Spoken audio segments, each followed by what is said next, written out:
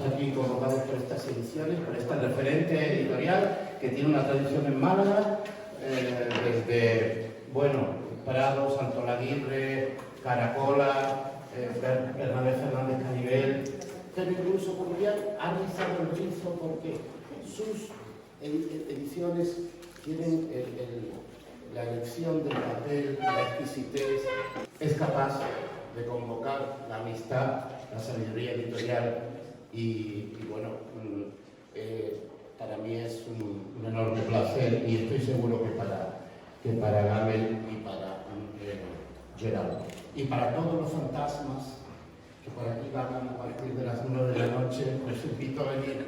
Se lo estaba comentando a Héctor, que eso de las 9 en invierno yo salgo corriendo porque escucho unos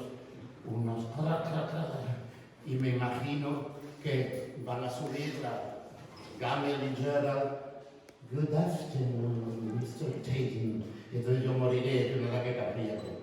Así que nada, doy paso a Pablo que va a proyectar un magnífico documental que fue premiado, ¿no? Sí, se va a decir. Simplemente agradeceros a ti, Alfredo, a la Casa de Lorena, Alfredo Viña, a Oliverio yo también, por esta invitación, ser partícipes de esta celebración tan bonita y entrañable que estamos viviendo hoy. Vamos a proyectar un documental que se llama Plomo y versa un poco sobre la vivencia de Paco y Maribel. Siempre nos gusta acompañarlos mucho y nada, tampoco me voy a extender mucho. Es un documental que es un momento muy concreto de sus vidas y poco más. La verdad es que prefiero que lo veáis, si acaso lo comentamos luego. Así que nada, apagamos luces, ¿no? Porque yo ya había visto el documental estupendo de Paco, de Aplomo, de Pablo, de Belén, y me recuerda muchas cosas. Y hoy me ha tenido imágenes distintas a las que había visto el primer día. Y ahora viendo lo el espíritu de Paco, porque a mí cuando me llama Paco, y voy a intentar luego retomar con los principios de cuando me llama Paco después de tantísimos años y me dice, me voy a vivir a Shawin, quedamos en Tánger, nos vemos en Tánger y tal, y yo pensé, como otras veces he pensado también de él, está loco, como que va a dejar todo, va a quemar todas las naves, va a vender, o ya había vendido la casa,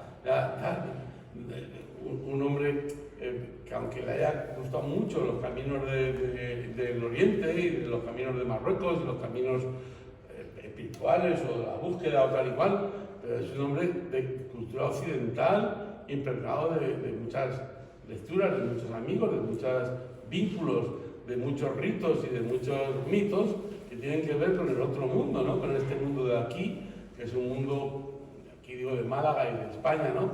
Peculiar, sobre todo en su afición de impresor y en su primera vocación de escritor y de poeta y de rapsoda, ¿no? Entonces me pareció un poco, una vez más, excéntrico y exagerado, y he dicho, bueno, pues de alguna manera Paco ha hecho algo parecido, paralelo a lo que hizo Brennan, ¿no? Y ese mundo es el que yo, muchos años después, recuperé con Paco cuando efectivamente se va a Shawin. Le veo que está feliz en su doble vida esa de estar en un lado y a otro del estrecho. Le propongo y tengo la suerte de hacer una exposición de parte de su obra, que me recordaba ayer un amigo que te voy a contar eso, que dice, oye, yo nunca he visto vender tan deprisa obras como se vendió en el Cervantes aquel día. Exageraba, ¿no? Era Juan Manuel Bonet, que cuando yo veo a Paco con un piano y me dice, oye, pues podemos hacer algo. Y tenemos una cosa pendiente que ahora tenemos que cerrar, que es hacer unos cursos de cómo se tiene que decir la poesía y cómo se tiene que leer la poesía, que eso lo prometimos y no lo hemos hecho todavía. Era 1993 cuando Paco Cumbián abría su librería en Málaga, el mismo año que yo ponía en marcha mi proyecto de galería de arte. Esta coincidencia era estimulante en aquella Málaga raquítica y de escasas aventuras culturales. Llegó Paco a Málaga en un largo viaje. Madrid, Ibiza, Monza, París, Benares. En su equipaje, una Minerva, un chivalete con su familia de letras, una guillotina y todas las herramientas imprescindibles de una imprenta tipográfica, así como una selección de libros de poesía, sus propias ediciones y revistas traídas de Madrid. Le acompañaba siempre Maribel Ruiz con sus delicadas manos de encuadernadora. De esta forma teníamos todo lo necesario para no depender de nadie en el proceso, decía el poeta impresor y ahora librero.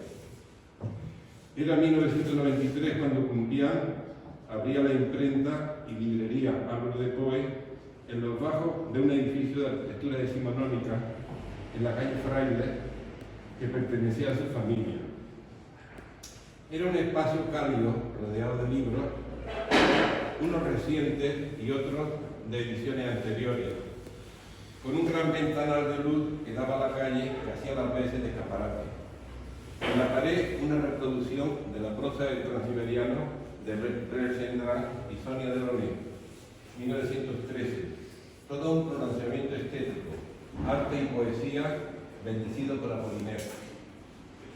Era Árbol de Poe una exquisita librería especializada en poesía, con algunos anaqueles de libros de viaje, narrativa o arte. Una puerta de cristales siempre abierta nos enseñaba la Minerva y todos sus artilugios. Más al fondo la rema de papel en blanco. En los primeros años se celebraron ocasionales exposiciones de arte o presentaciones de ediciones o plaquettes que fueron acercando la librería a un público más amplio.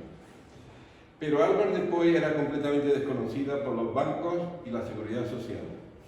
Más bien era una librería para iniciados, un espacio para apreciar la utilidad sutil de lo inútil, una de las condiciones para entrar en los tortuosos caminos del arte. Paco hace la mudanza en Madrid y se viene a Málaga con un equipaje ligero, pero de mucho peso, recogido en la Manuela con la ayuda de Chicho Sánchez Ferlosio. Para empezar, se instala en la tarima del Honda Pasadena, donde comienzan sus recitales poéticos. Su voz era como un aullido capaz de desperezar una manada de cebras en la sabana africana. El poeta, impresor, editor, rapsoda y ahora librero ocasional comienza a organizar recitales poéticos. Los saca de los salones de actos, de sus espacios habituales, y los lleva a otros escenarios como un bar de copas, la terraza de un hotel o los jardines del parque. Sus recitales eran memorables, invitaba a un poeta y seleccionaba un poema clásico que él mismo leía. La lista de poetas invitados era amplia y diversa: Isabel Bono, María Eloy, Isabel Pérez Montalbán, Juanma Villalba, Rafael Inglada, Ruiz Noguera, Mesa Toré, Álvaro García, Chantal Mellado, Aurora Luque, Jacinto, Miguel Romero Esteo, María Navarro, Alfredo Tajá, Juan Miguel González, Jesús Aguado y otros muchos. Una botella de vino y una tapa eran su honorario como organizador de sus citas poéticas. Más tarde incorporó la música, se trajo un armonio de la India que tocaba con más o menos fortuna como inicio del recital. Tampoco faltaba en cada lectura poética el reparto entre el público asistente de una hoja con un poema impreso en tipografía del poeta invitado. Llegó el día en que Paco cerró la puerta de la librería, bajó la persiana metálica andrajosa y aquella librería que incluso había participado con un stand en la Feria del Libro en el parque con la ayuda de sus amigos, cerraba para siempre. Panta rey, todo cambia, todo fluye. La librería se muta en el taller de impresión y encuadernación Álvaro de Poe. Paco en la Minerva, Maribel con los buriles y sus prensas. Llegan nuevos tiempos. Del taller salen nuevas ediciones inéditas, pliegos y plaquettes, nuevas colecciones, nuevos proyectos. El recordado Instituto Municipal del Libro, hoy en el cementerio de San Miguel, junto a la tumba de James Bowles, con la Bien enterradito. Eso es. Sabía que te iba a gustar. Con la colaboración de la Fundación Unicaja, le encarga la organización de un ciclo de poetas del panorama nacional e internacional. Con el título de La esquina interior, viene a leer Mohamed Chucri, Luisa Castro, Alberto de Cuenca, Blanca Andreu, Antonio Gamoneda, Agustín García Calvo, Isabel Escudero, José María Parreño, Jorge Reyman, Robert Wolfe, Jesús Aguado y un largo etcétera, prestándole atención a la poesía visual con Antonio Gómez y Ferran Fernández, y a la poesía fonética con Pérez Sousa. Para los recitales, Paco editaba un cuidadísimo pliego con poemas del escritor invitado e ilustrado en portada por un artista plástico. Colaboraron amablemente Enrique Brisman, Alcaín, Pérez Villalta, Di Berlín, Francisco Peinado, Rafael Alvarado, Chema Cobo, Curro González, entre otros. Como anécdota, Paco databa la edición de sus pliegos no con santorales al uso, sino con comentarios singulares. Por ejemplo, terminándose de tirar una mañana de mayo llena de futuros imperfectos. O terminándose de tirar un viernes 2 de febrero repleto de señales. Paco Cumpián es poeta por encima de todo. Es poeta desde que conoció a Fernando Merlo en la Academia Luis Vives, en la Plaza Uncibay, ambos expulsados del colegio, uno de los maristas y otro de los agustinos. Paco es poeta las 24 horas del día, como el trastor de Torremolino, dice Juan Miguel González. Poeta nocturno, la noche para la lectura o para la creación, el día para la calle y la vida, una especie de Flaner baudelairiano. Paco es maestro y hombre sencillo, concibe la poesía como un artefacto afilado, irreverente, políticamente incorrecto, escatológico, escribe María Eloy. Paco siente los ecos de la generación beat, de la contracultura, como entonces se llamaba, del mayo francés, de la movida de Madrid, libérrima, siempre con su aire esquinado y quebradizo, siempre áspero y cordial, con una sonrisa y sus gafas, con su inevitable pitillo entre los dientes, a veces con su sombrero como de otro tiempo, como fuera del tiempo, en palabras de Juan Manuel López. En Paco Cumpián, la creación es fruto de los encontronazos de la vida, como escribe Jesús Aguado. Ese caminar desnudo, esa libertad despojada de atadura por los paraísos salvajes, por los laberintos del tiempo. En 2007, el Centro Cultural 27, dirigido entonces por el recordado Julio Neira, le publica su poesía completa con el título de La esquina dorada. Poesía 1983-2006, con una introducción de Jesús Aguado. Más tarde, la Escuela de Arte de Mérida le organiza una muestra de sus ediciones tipográficas, mirando hacia otro lado, con un catálogo que incluía poemas y fotografías del IESER. No mucho tiempo después, Rafael Inglada publica en la Diputación de Málaga un colosal estudio recopilatorio de la imprenta malagueña, Málaga 1901-2000, un siglo de creación impresa, en el que años después aparece con sus novedosas ediciones. El libro nace con la voluntad de recoger todos los libros y revistas publicados en Málaga durante un largo periodo de tiempo, como anuncia su título. El libro recoge una fotografía del boceto original de la revista Bayoneta, hecho con la tinta azul de un bolígrafo posiblemente PIP. Bayoneta, órgano poético de la Facultad, 1968, editado en multicopista vietnamita. Su consejo de redacción está formado por Enrique Bustamante, Francisco Cumpián, Antonio Escaño, Luis García de Ángela, Francisco Lara y Juan Negro. Días después, Joaquín Negro. Días después, todos fueron detenidos y llevados a la comisaría de la Policía de la Aduana. Entonces estaba vigente algo que se llamaba censura y brigada político-social. Del libro de Inglada, asimismo, destaco el texto que Paco Cumpián escribe sobre Fernando Merlo, acerca de mi amigo Fernando Merlo y de lo que aconteció. Acompañado de algunas fotografías, entre ellas una foto en blanco y negro de Fernando Merlo, Paco Cumpián y Luis García de Ángela, los tres en el parque, posando a la cámara de Gloria, la hermana de Fernando.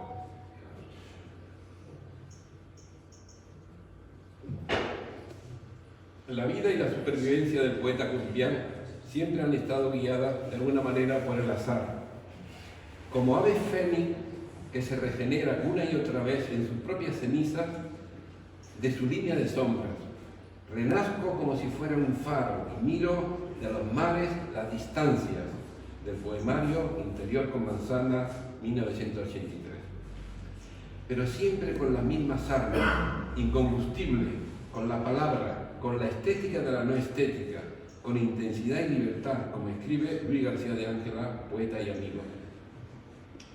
En 2012 nace Irreconciliable, Festival Internacional de Poesía, organizado por María Eloy y Paco, con un magnífico logotipo de Ferran Fernández, y durante más de 5 años una pluralidad de voces pasó por los más diversos escenarios, con un concepto de transversalidad creativa, con una extensión de la poesía a otros ámbitos, como las artes plásticas, la performance, el vídeo o la música. La semana poética concluía con un paseo en barco por la bahía, recitando poemas desde el Muelle 1.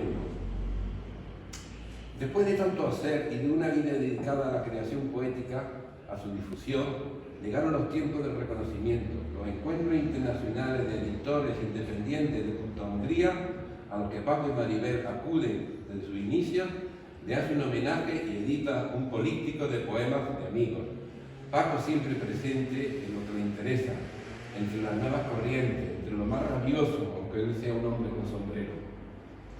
Más adelante se celebra la exposición Materia Perdurable, Árbol de Poe y la tipografía malagueña, que agrupó un conjunto de sus trabajos hasta 2013.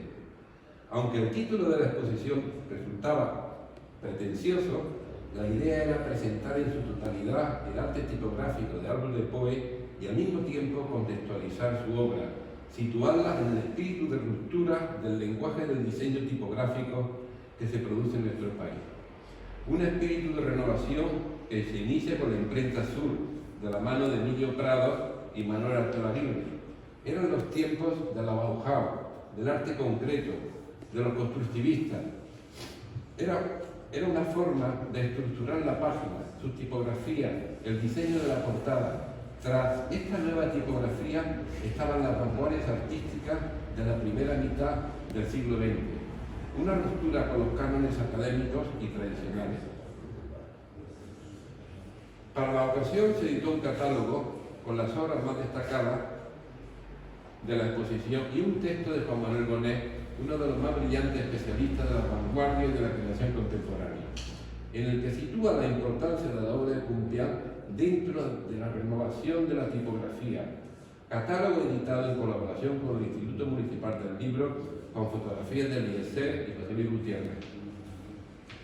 Un tiempo después, la idea de la exposición toma un barco y viaja a Tánger, donde es acogida por el Instituto Cervantes, en esta ciudad mítica, en otro tiempo ciudad internacional. Letra a letra, Paco Cumbián se presenta en la sala de exposiciones del Instituto Cervantes de Tánger con un programa de exposición, lectura de poemas y proyección de la película A Plomo de Pablo Macía y Soledad Villalba, un cortometraje documental bien narrado con recursos de ficción. El acto contó con la presentación y las palabras de Juan Manuel Bonet. No quiero terminar sin destacar su pasión por algo que él dice, por ir hilvanando su obra con todas las artes, como él mismo escribe. Así, Paco es invitado a participar en la Muga Caula, encuentro internacional de poesía, de acción y performance, cita dada y champiana que se celebra cada año en el Alto Ampurdán, donde presenta una performance junto con su hija Bárbara Zahora, un verdadero desafío a las formas del arte ortodoxo y a los cánones culturales. En 2019 sale a la luz El rastro de la hormiga, un pequeño libro editado por Gor Ediciones en su colaboración Luces de Gáligo. libro que transita por la narrativa breve, un libro escrito al ritmo de la respiración. En Nerja, Paco, con sus tirantes, colabora con los hermanos Albadalejo y graba un vídeo que lo cuelga en el blog Toto Vaca, dirigido por Rabelais, y en el que colabora también Mavi Guerrero, Eliezer Godoy, acciones poéticas de un reducido club de afinidad dialectiva, de música, poesía, imagen y pintura. En este hilo rojo que une su variada obra, Paco adapta la prosa del Transiberiano a guión de cine e ilustra, a modo de storyboard, ilustrado por la pintora Mavi Guerrero. El libro es editado igualmente por El buen hacer de Ferran Fernández, un libro que tiene como protagonistas una locomotora y sus vagones donde la vida tiene continuos vaivenes, un objeto de adoración para la vanguardia futurista. Recordemos que la colección Bocado de Bárbara de Árbol de Poe se inicia con la publicación Prosa del Transiberiano y de la pequeña Juana de Francia, seguido de la leyenda de Navarro, de Blaise Cendrars, traducido por el respetado David Fontaine. Una edición única, cosida y encuadernada minuciosamente por la mano de Maribel Ruiz, con la cañita recogida en la playa de Nerja y cosida en la portada de cada ejemplar junto a un dibujo del artista Octavio Coris.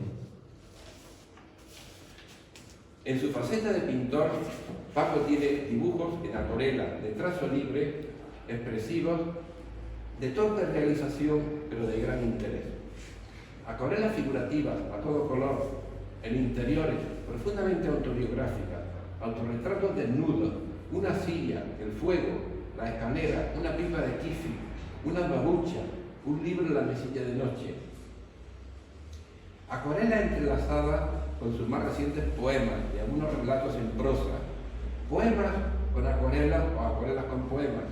Son editados por una publicación secreta, sin crédito ni depósito legal, que aparece en el 2021 con el título de Cuadernos de Chagüe, número 1, Revista de Variedades. La publicación incluye textos y poemas de Arturo Barea, Francisco Cumpián, Luis García de Ángela, Sergio Franco y Juan Pedro Val. Cierra la revista con un pequeño autorretrato de Picasso de 1972, de grandes ojos almendrados, de arrugas que señalan el paso del tiempo, una esmerada revista editada al cuidado de Luis García de Ángela. Y de nuevo, el azar y la fortuna. Paco se va a vivir a Chagüe, donde no me conozcan ni yo conozca a nadie, pero ya lo conocen y saben quién es. Ahora se pasea por las sinuosas calles entre casas encaladas de blanco con sus puertas y ventanas de azul añil. La casa de Paco es una casa con escalera, una biblioteca con ventana, una máquina de escribir Valentín, una terraza con un cañizo di Champiano, una fuente surrealista en la terraza, más escaleras, una pantalla enorme de televisión para ver películas descargadas en plan pirata, una chimenea, alfombra y más alfombra. Cambia el paisaje, pero el equipaje siempre es el mismo. Tal vez Paco vive en Chagüe, como Gerald Brennan vivió en Yeje, como decía Javier, y Jane Bowley tanto, o Marcel Duchamp en Cadaqués. Es como poner distancia, es como una manifestación, es como la manifestación de un concepto elevado de la libertad personal, o la de sentirse plenamente dueño absoluto de su propia vida. En su casa, el poeta se cansa y se va a vivir otras situaciones. El poeta superviviente de una generación estallada ahora trabaja el telar, se mezcla con la gente en las estrechas calles empedradas del Zoco, compra en los mercados, se sienta en la plaza de Jamal, tiene unos amigos y hace alfombra.